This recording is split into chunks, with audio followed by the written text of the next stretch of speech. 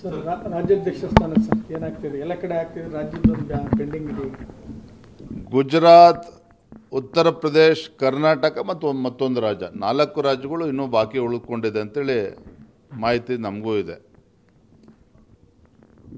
ಆದರೆ ಈಗಾಗಲೇ ಸುಮಾರು 27-28 ರಾಜ್ಯಗಳ ಅಧ್ಯಕ್ಷರ ಘೋಷಣೆಗಾಗಲೇ ಆಗಿದೆ. ನನಗನ್ನಿಸ್ದಾಗೆ ಬರುವಂಥ, ಅಂದರೆ ನಾನು ದಿನಾಂಕ ಅಂತ ಹೇಳೋದಕ್ಕೆ ಸಾಧ್ಯ ಇಲ್ಲ, ಯಾಕೆಂತೇಳಿ ನಮ್ಮ ರಾಷ್ಟ್ರೀಯ ನಾಯಕರು ತೀರ್ಮಾನ ಮಾಡುವಂಥದ್ದು. ಇದೆಲ್ಲದಕ್ಕೂ ಕೂಡ ಬರುವಂಥ ಕೆಲವು ದಿನಗಳಲ್ಲಿ ಪಾರ್ಲಿಮೆಂಟ್ ಸೆಷನ್ ಶುರುವಾಗುವ ಮುಂಚಿತವಾಗಿ ಎಲ್ಲದಕ್ಕೂ ಕೂಡ ಉತ್ತರ ಸಿಗ್ತದೆ. ಎಲ್ಲವೂ ಕೂಡ ರಾಷ್ಟ್ರೀಯ ಅಧ್ಯಕ್ಷರ ಆಯ್ಕೆ ಮುಂಚಿತವಾಗಿ ಆಗುತ್ತೆ ಅನ್ನೋ ಸೂಚನೆಗಳು ಬರ್ತಾ ಇದೆ. ಆಗುತ್ತೆ ಅಂತ ನಾವು ನಂಬ್ಕೊಂಡಿದ್ದೀವಿ.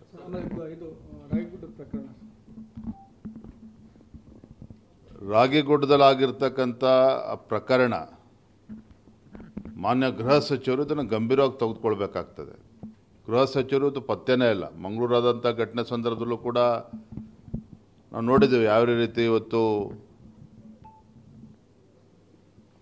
ದೇಶದ್ರೋಹಿಗಳೇನು ಅಟ್ಟಹಾಸದಿಂದ ಮೆರಿತಾ ಇದ್ದಾರೆ.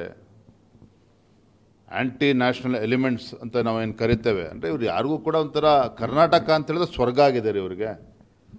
ನಾವು ಏನೇ ಮಾಡೋದು ಸಹ ಕಾಂಗ್ರೆಸ್ ಪಕ್ಷ ಬಚಾಯಿಸ್ತದೆ, ಸರ್ಕಾರ ಬಚಾಯಿಸುತ್ತೆ. ನಮಗೆ